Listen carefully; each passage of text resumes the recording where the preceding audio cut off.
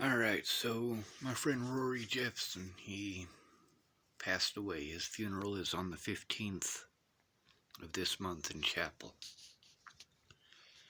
On my YouTube here, I've got a conversation between myself and his son, Brent. Brent was the one who was a state patrol officer, and he was also a Sydney police officer, Sydney, Nebraska. He quit his job because the system is fucked.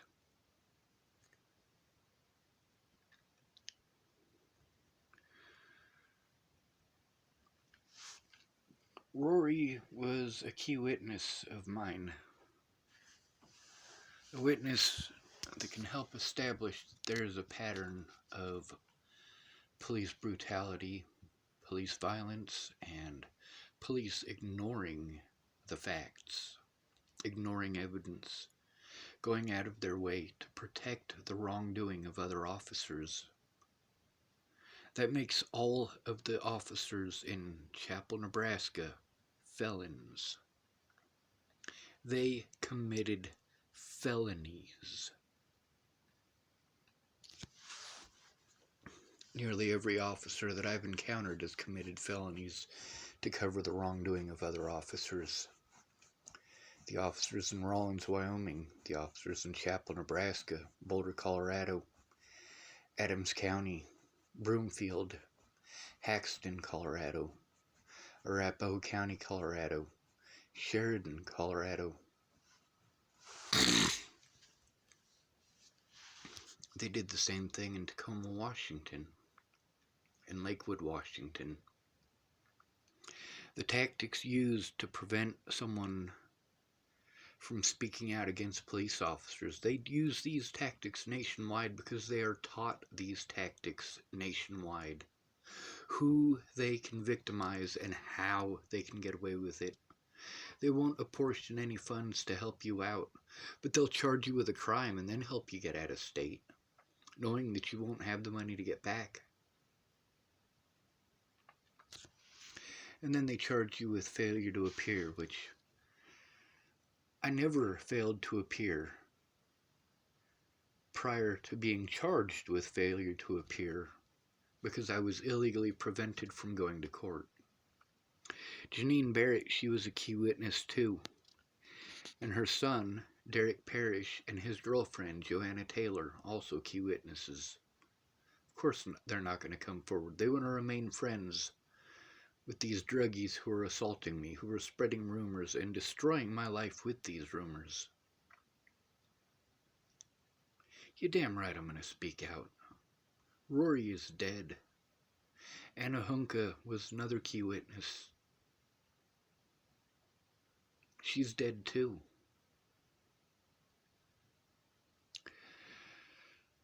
Tommy Gallo, aka Onyx, another key witness. He's dead.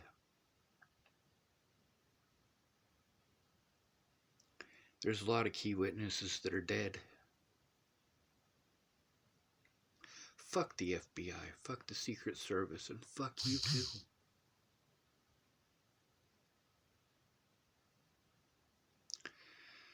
I didn't ask for this fight. I didn't ask for somebody who I had gone out of my way to help out how she asked to destroy my life by slandering my name, by lying outright. Alicia Bollinger could have been an adult about this at any point in time. But she's a druggie.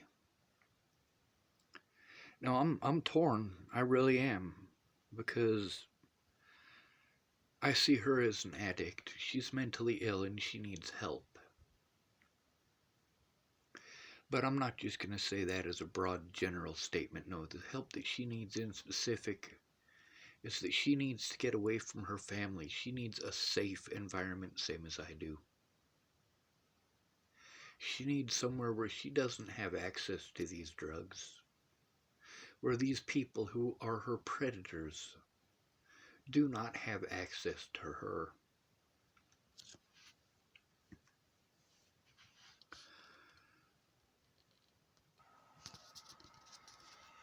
I don't know how well this is working because I can't see the screen. Here's Ted Bollinger. We'll show his docket.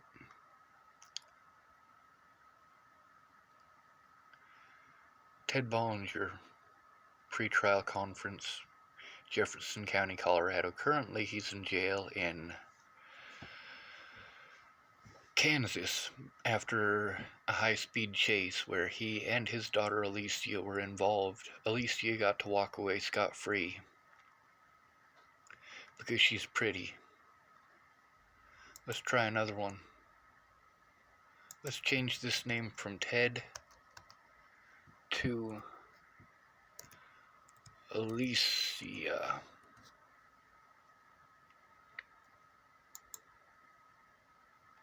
This is for Jefferson County. There's Alicia, arraignment, Jefferson County. Let's go to a different county. Let's change this from that one to Adams County. Court docket. Let's try to find Ted again. Bollinger. Ted. Show docket. Again. Arraignment. Adams County, Division L. I wonder which one of these are for the drug charges and which ones are for the gun charges. Well, this whole family of drug addicts played victim after destroying my life. You see that? Yeah, that's right. While they pretended that me having a pistol, and a very specific pistol, it was a water pistol that I bought for 98 cents at Walmart, and I filled it with jalapeno juice to defend myself against all of the people who came after me over Alicia Bollinger's slander.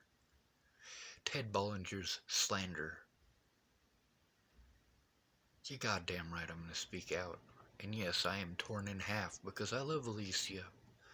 I love Natalie too.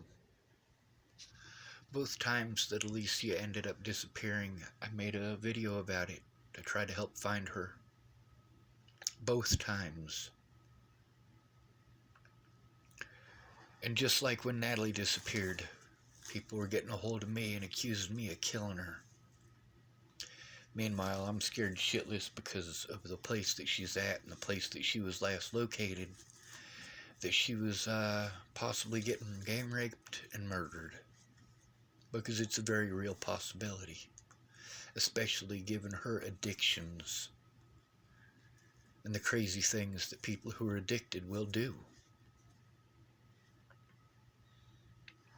I know exactly why these people did what they did. It's because they didn't want their addictions coming out.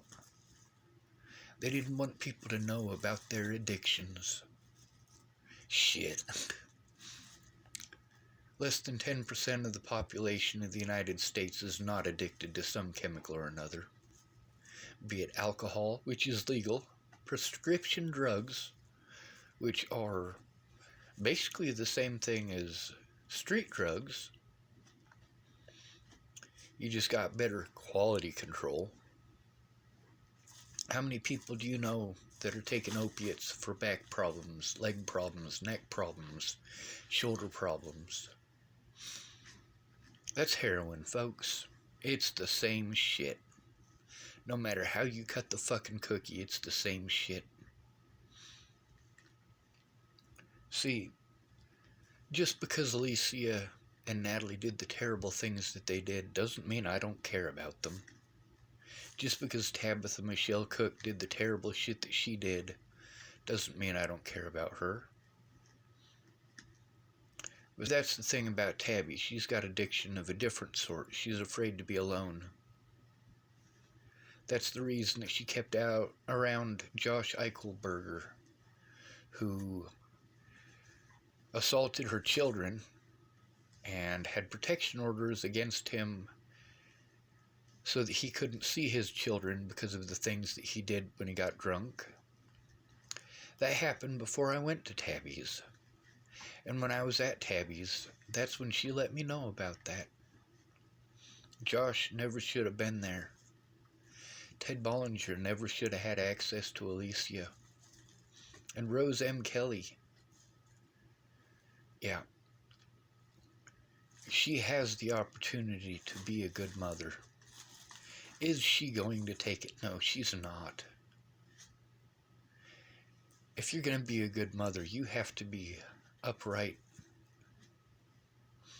My family motto is "Recta is the key." It's a religious meaning.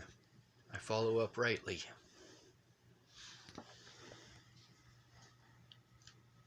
It's too bad Alicia is not a Schwartz. It's too bad Tabitha isn't a Schwartz. It's too bad Graham is not a Schwartz.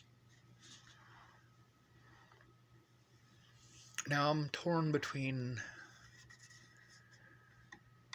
being angry at these people for not telling the truth and also feeling sorry for them because they're addicts, because they are mentally ill. Her entire family, Alicia's entire family, bunch of druggies. That's because Ted, much like most guys in the United States, knows that if you give those women drugs and alcohol, they are more likely to put out. And when a woman is addicted to those chemicals, yes, she is going to love the person who gives it to them. Ted Bollinger never should have been allowed free after what he did to Miss Natalie. And according to Bobby, Alicia sent him a message saying that Ted did the same things to her.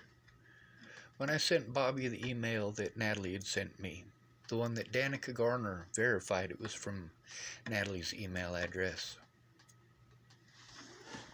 Yeah, Bobby let me know that Alicia had sent him the same thing, almost word for word. Bobby doesn't want his name shown.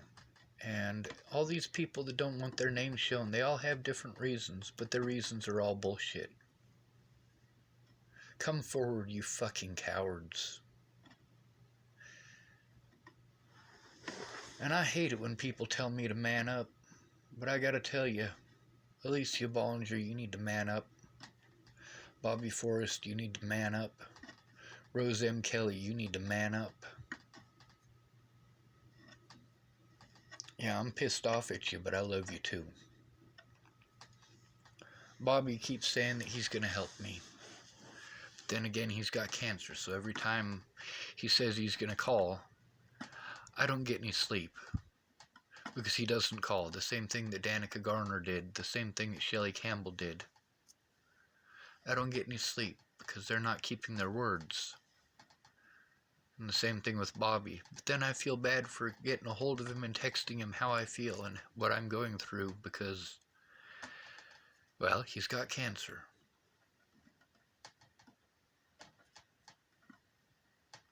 But at the same time, he's only texting me, and he takes things that I type completely out of context, as if I'm calling him a bad person. No, Bobby, there's a reason I don't trust you. I don't trust anyone. And there's a reason I don't trust anyone, and you need to understand that. Shannon Alvarado doesn't want the world to know she's an alcoholic. Shannon, 9 out of 10 people in the United States are addicted to something, and most of them are addicted to worse shit.